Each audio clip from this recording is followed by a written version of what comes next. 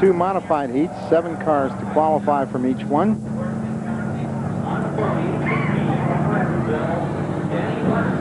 And we'll take a look at these modifieds. So, Jack, that'll mean that 7 cars from this heat, 7 cars from the second modified heat, they'll start in the first 7 rows for tonight's 35-lap feature. And they line up according to money that they have won over the last 3 weeks. And if they're not here, or they didn't make the feature race in one of those 3 weeks, they're considered, I should say if they're not here, they're considered to have won the feature. So the more money you make, the farther back you start. That's right. So someone who has had tough luck for the last 3 weeks and they've been here, they'll start up in the front.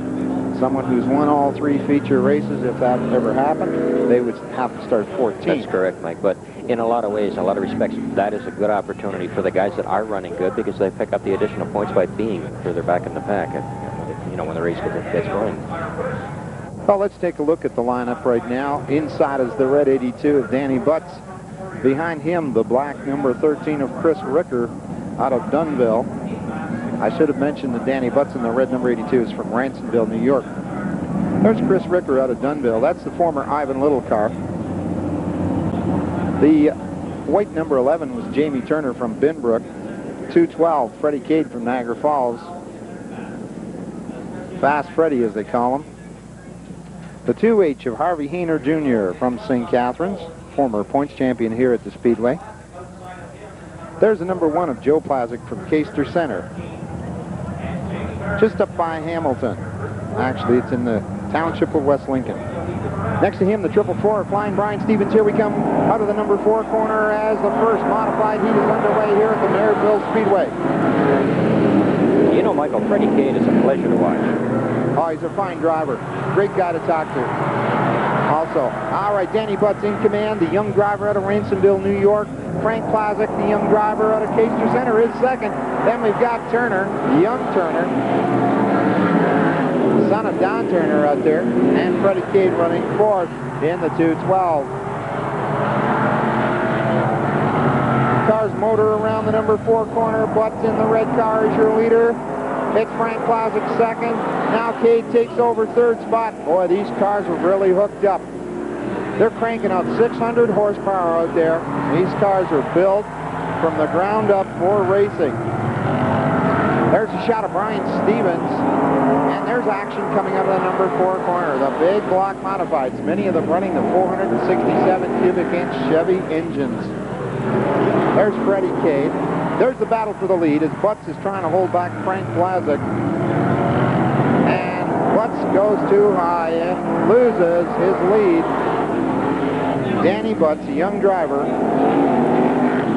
has dropped back now as Frank Plazik is in command, 5 car lengths ahead of the 212 of Freddie Cade. Only halfway through. You got to watch Freddie Cade to make a move. He's capable of doing it. Now Harvey Hainer Jr. is trying to get around Danny Butts, and Brian Stevens right behind him. And then we've got the Turner car, number 11. Here's your leaders. It's Freddie Cade trying to get around the number 4 of Frank Plazik. That's the battle for the lead. They come out of the number 2 corner. They go around the back chute.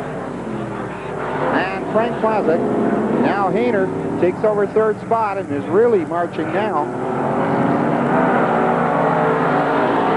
The white flag is flying. Half a lap to go. As Plazik, Frank Plazik, ahead of Brad Cade as they go into the number 3 and 4 corner, and Cade puts her sideways.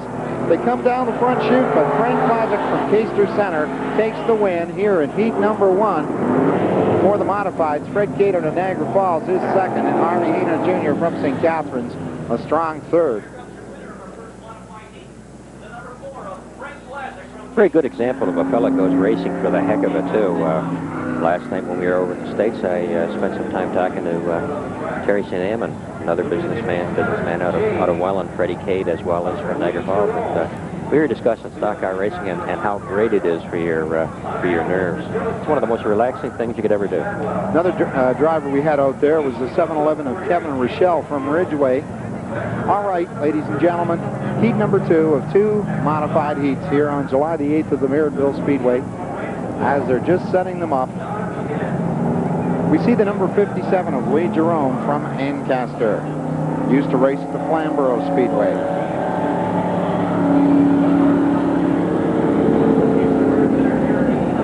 And the blue number 39 of Don Turner. 62. Ronnie Smoker from North Boston, New York.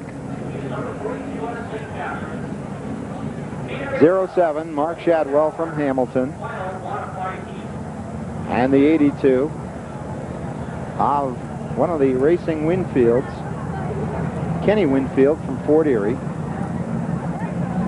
Behind him, Don Turner in the blue number 39, as we introduced earlier. And then we have the number 20 of Don McGinnis from Ransomville.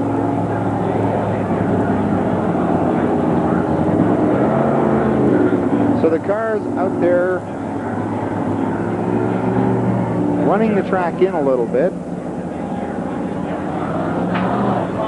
Well, there's our camera crew, Jack, and of course they're volunteers for McLean Hunter, and it's a community broadcasting, and this is one of the things that the government policy on broadcasting tries to do and succeeds in the McLean Hunter area. Yeah, I'm glad to succeed in something.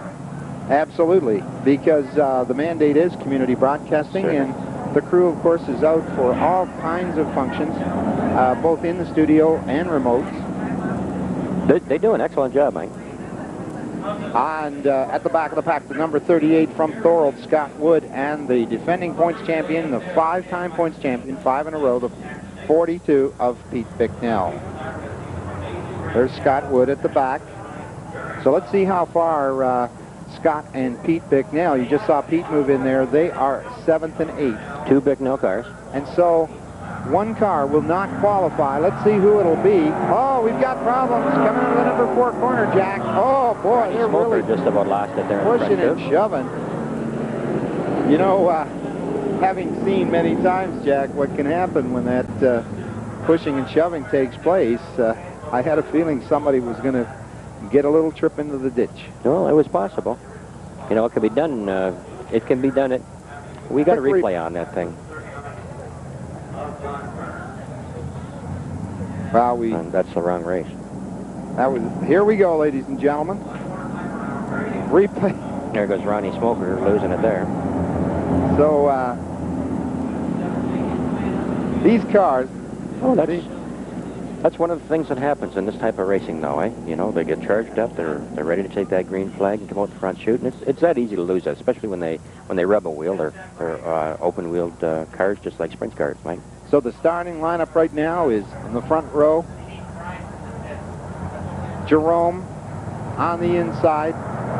Shadwell on the outside. Second row is Winfield and Don Turner. And Ronnie Smoker moving up in the blue number 62. 7 cars to qualify and go into tonight's feature. The other car will have to start at the back. Mark Shadwell out of Hamilton is your leader. Chute. Being chased by the 57, the veteran out of Aincaptor, Lee Jerome.